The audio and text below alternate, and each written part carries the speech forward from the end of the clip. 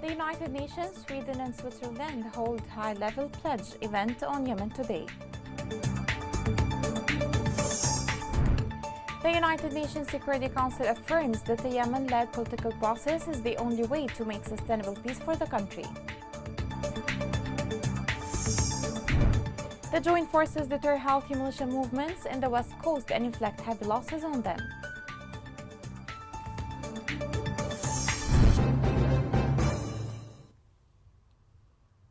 Welcome to Yemen Today TV. This is the English news with me, Roshan Fouad. The United Nations announced that it had obtained more than $1 billion to finance humanitarian aid in Yemen after holding a donor conference to raise funds. A senior United Nations official confirmed the organization raised only $1.3 billion for Yemen in a campaign to raise $4.3 billion for the current year. More details on the story are in the following report. After more than 7 years of war, over 23 million Yemenis face hunger, disease and other life-threatening risks, a 13% increase compared to 2021. As the country's basic services and economy are collapsing, almost 161,000 people will soon be facing catastrophic food insecurity, an indication of the fate of a staggering 7.1 million who are just one step behind this ultimate stage of humanitarian crisis. Nearly $4.3 billion is required in 2022 to reach 17.2 million people, but funding has dried up for UN agencies and their non-governmental partners. Therefore, international donors has convened today in a bid to jumpstart funding for the severely under-resourced humanitarian operation in Yemen at a high-level event hosted by the UN, Switzerland and Sweden. As Mr. Ignacio Cassis, President of Switzerland and head of the Federal Department of Foreign Affairs, said, "A humanitarian aid team from Switzerland traveled to Yemen a few weeks ago and reported that there is a real risk that the limited vital infrastructure that is still in place will collapse. Millions of Yemenis have already seen their food rations cut due to a lack of funding." Without rapid injections of cash, almost 4 million people will no longer have safe water to drink, and 1 million women and girls stand to lose access to reproductive health services and protection from gender-based violence. Earlier this year, 8 million people saw their food rations cut in half, without further reductions on the way. Two-thirds of major UN projects in Yemen have already been forced to either scale back or close due to underfunding. As Ms. Ann Linde, Swedish Minister for Foreign Affairs, added, "The conflict has left 3/4 of the Yemeni population in the need of humanitarian assistance and protection. More than half of them are still. For many Yemenis, the situation is now looking to become even worse. Another 3 million people are expected to be pushed into food insecurity, leaving a total of 19 million people in acute hunger at the end of 2022. Also, American actress and Goodwill Ambassador Angelina Jolie said, 10 days ago, I was in Yemen to meet some of the 4 million people displaced by conflict. I visited one informal settlement that was home to 130 families, only 20 of them receiving any food aid at all. And then it was only when funding was available.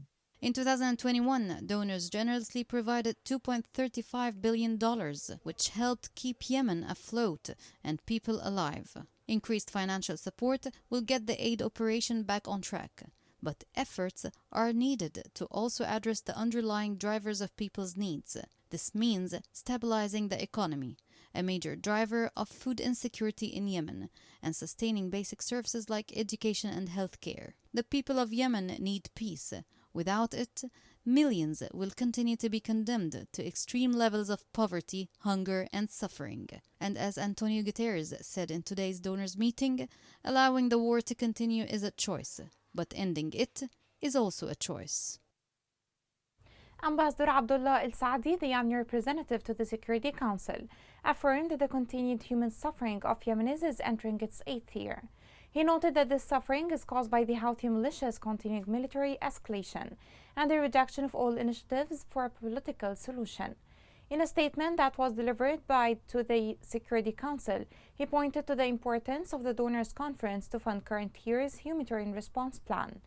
El Saadi noted that nearly 24 million Yemenis are in dire need for life-saving assistance. Yesterday, the UN Security Council held a special meeting on Yemen. During that meeting, Special Envoy Hans Grunberg briefed the Council on the latest developments in Yemen. Further, in the ensuing debate, Council members affirmed that a Yemen-led political process is the only way for sustainable peace in the country. More details on this story are within this report. Yemen is becoming a chronic emergency marked by hunger, disease, and other miseries that are rising faster than aid agencies can reverse. Martin Griffiths, who is also the Secretary General for Humanitarian Affairs, cited major risks of apathy and fatigue strengthening the severe situation in Yemen as the world's attention turns to Ukraine. After more than 7 years of war, Yemen is becoming what humanitarians often refer to as a chronic emergency. And as aid workers know, there are grave risks in chronic emergencies, namely inertia and fatigue. We've got to avoid giving in to those forces. Yemen relies on commercial imports for 90% of its food and nearly all its fuel. Griffiths added that 1/3 of its wheat comes from Russia and Ukraine, where the conflict sparked on 24 February may push food prices, which already doubled in 2021, even higher. Fuel imports have fallen sharply through Hodeidah port, where volumes in February were less than half the average. Regarding the violence in Yemen, Special Envoy Hans Grunberg said that over the last month, artillery shelling in Taiz inflicted civilian casualties and damage to residential buildings, while hostilities have been reported in Sada and Al-Dala governorates. Grunberg also called for a serious, constructive, and solution-oriented political debate with civil discourse brought back to guide the settlement of the conflict. Grunberg also cited reports by the United Nations Children's Fund that at least 47 children have been killed in Yemen just during the first 2 months of 2022. More than 10,200 children were verified injured or killed over the past 7 years, with actual numbers likely much higher. Hans Grunberg spoke about the violence in Yemen.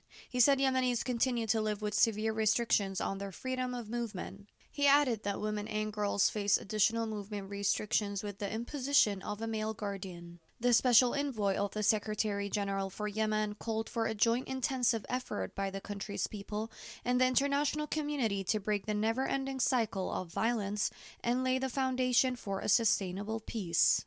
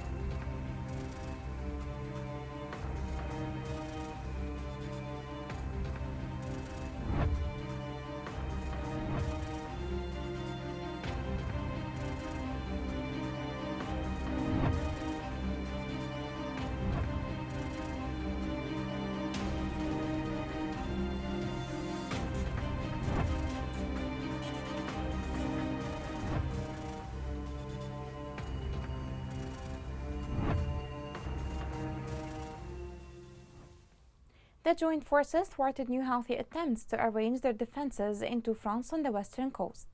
The military media of the joint forces reported that the forces directed strikes, destroying 9 Houthi military vehicles.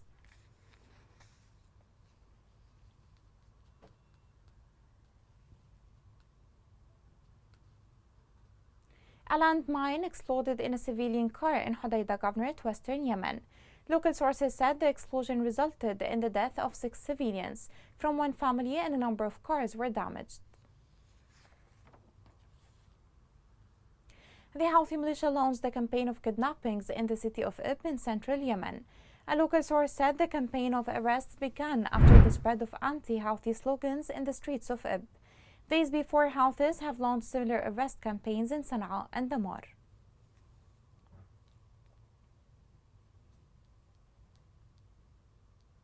Coming next.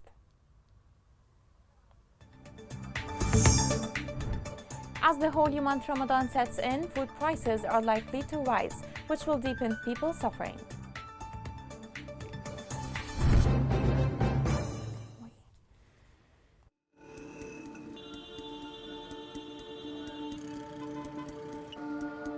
راتب الواحد 120 ألف، والكيس الدقيق ب18 ألف، والكيس السكر اليوم ب20 ألف. كم يعني بيعطي هذا الراتب كامل بكيس سكر وكيس دقيق؟ المواطن اليمني يعيش في أزمة إنسانية وغذائية مؤلمة من غلاء الأسعار وفحشة الأسعار وغلاء الصرف والعملة الأجنبية في البلد. حالتي الحين حالة لما خرج لما ندي 12 كيلو ما نقدرش ناكل الأكل داخل ما احنا بحاجة صعبة.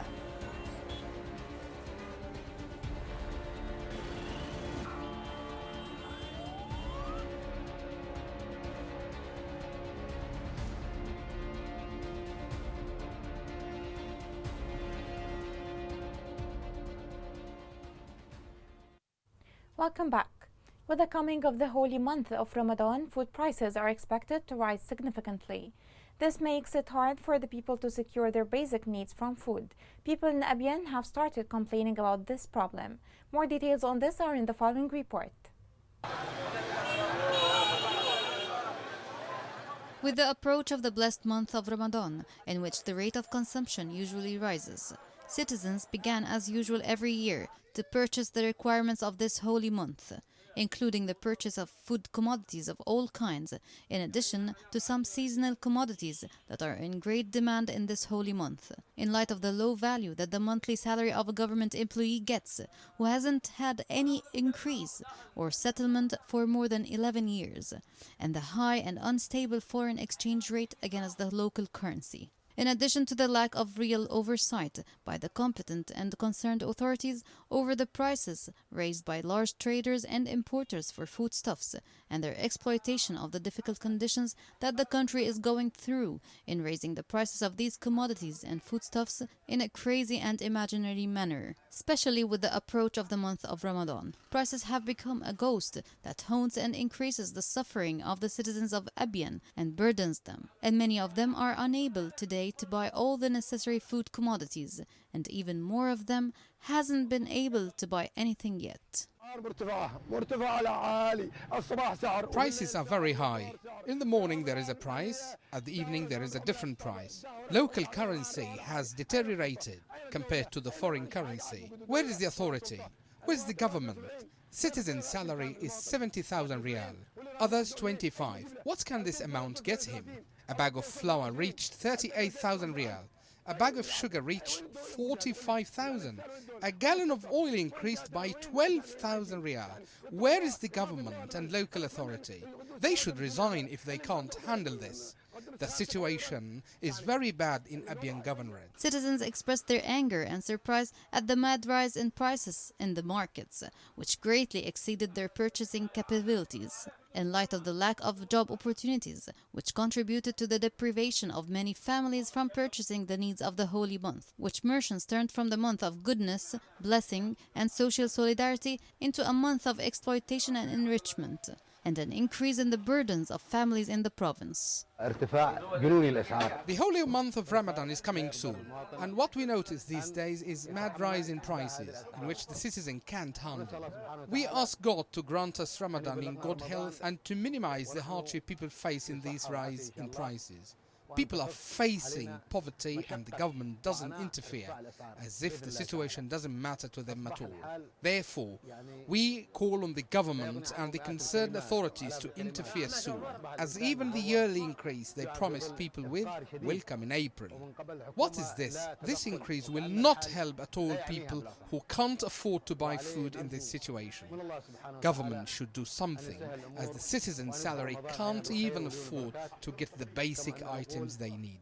In their statements, the citizens demanded the interference of the government and the activation of the regulatory bodies in the Office of Industry and Trade, the field supervision of markets and commodities, and a specific list of food and consumer prices, in order for the citizen to be able to cope and live with this dire situation. UN agencies and international aid groups said Thousands in Yemen are likely to experience famine over the second half of 2022. This worrying figures are a countdown to a catastrophe in Yemen, which is a five-fold increase from the current situation. More details are in the following report. More than 17.4 million Yemenis are food insecure. An additional 1.6 million are expected to fall into emergency levels of hunger in coming months, taking the total of those with emergency needs to 7.3 million by the end of the year. UN agency chiefs stated that Yemen's already dire hunger crisis is moving on the edge of outright catastrophe, as new data analysis from the war-torn country indicated a record food insecurity. After 7 years of fighting, many households in Yemen are deprived of basic food needs. Highlighting the long-lasting negative impact on children, UNICEF executive warned that more and more children were going to bed hungry in Yemen. For 2022, UNICEF alone requires $484.4 million to respond to the humanitarian crisis in Yemen. According to the latest food insecurity analysis, there's been a rise in acute malnutrition among children under 5 in Yemen and new mothers. Across the country, about 2.2 million children are now acutely malnourished. An additional 500,000 young people face severe acute malnutrition, which is a life-threatening condition. David Greasy insisted that peace is required to end the decline, but they can make progress now. The parties to the conflict should lift all restrictions on trade and investment for non-sanctioned commodities. This will help lower food prices and unleash the economy in Yemen. UNICEF announced that it will provide a financial grant of $2.1 million to fund humanitarian work for children in Yemen. The UN agency said this contribution will be paid by the Swedish Development Fund and will allow thousands of vulnerable children and women to benefit from urgent life-saving services. A previous UN report indicated that there are 2.2 million Yemeni children suffering from acute malnutrition, including nearly 500,000 children suffering from severe acute malnutrition.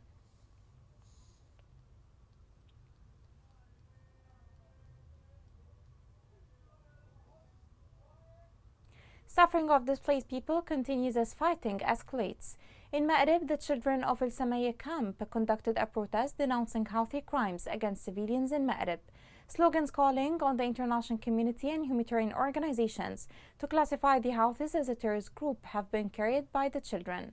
The Fang report has more details. Displacement from one camp to another and direct targeting of the homes of displaced people are actions that the Houthi militia has practiced and continues to do up to this day. Houthi crimes are suffocating the lives of citizens and causing the death of many displaced people. As-Sumayya camp in Ma'rib had the largest share of Houthi crimes, and the Houthi dangers are still threatening people in the camp. We organized this protest to denounce the crimes of the Houthis, who shelled the camps with ballistic missiles that caused the displacement of thousands of families and turned them into homeless. It's a tragic suffering as to homelessness, missiles and mines. In this desert area, the children of the camp stand raising the slogans that call to help them against the Houthi crimes that imposed fear, hunger and deportation. They called upon the international community and children's organizations to classify this group on the list of terrorism and provide them means of protection and safety. The children also raised banners calling for the provision of the most basic necessities of life and education, as many of them are outside education after the militia destroyed their schools. The Houthi militia drove us out of the school because of the missiles they launched against us.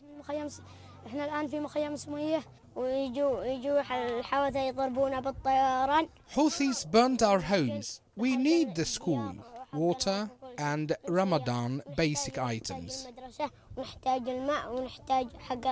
Inside this camp, the faces of children and adults are painted with the stories of bitter torment. They are facing displacement, far from their homes, in a place where they do not find the least necessities of life. They face cold, fear or hunger, alongside with the sounds of explosions, battles and mines. A local Yemeni organization said the Houthi militia's monopoly on fuel led to an increase in its prices. It also noted that the Houthi monopoly has reduced the delivery of food goods, medicine, and water. The organization referred to the rise in the prices of fuel in Houthi-controlled areas to double collection of taxes and higher profit margins.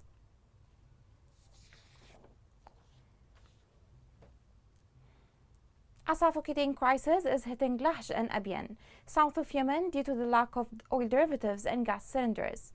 Local sources accuse the gas company and government agencies, in addition to gas dealers, of manufacturing the crisis to raise the price.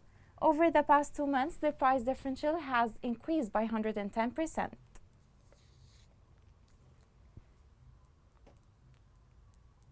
Here is a reminder of the main headlines. The United Nations, Sweden and Switzerland hold a high-level pledge event on Yemen today.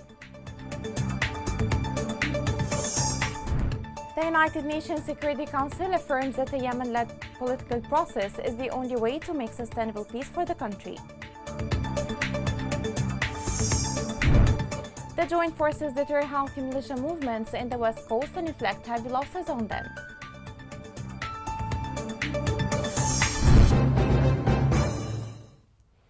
This is the end of the news. For more, follow us on Facebook, Twitter, and YouTube at Yemen Today English. This is Roshan Fouad. Thank you for watching.